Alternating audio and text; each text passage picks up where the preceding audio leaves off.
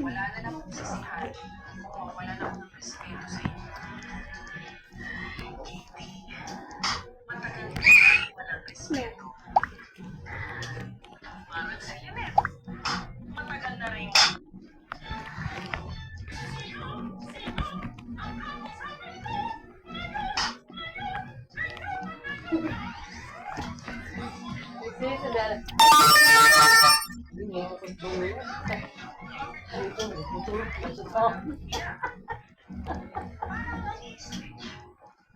Matagal nang walang pinagpag sa Apex.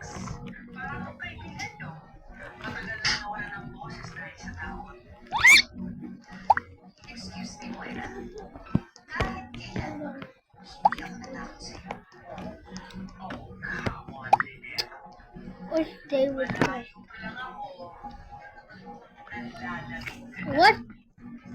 Naririnig ko pa lang ang pangalan mo. Nanlalamig ka na. Ayaw. Malaman mo lang malapit ako kay Annalyn. Nanlalamig ka na.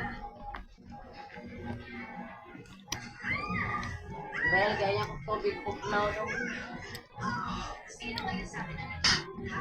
Sino? This is my friend. Saan si Lynette?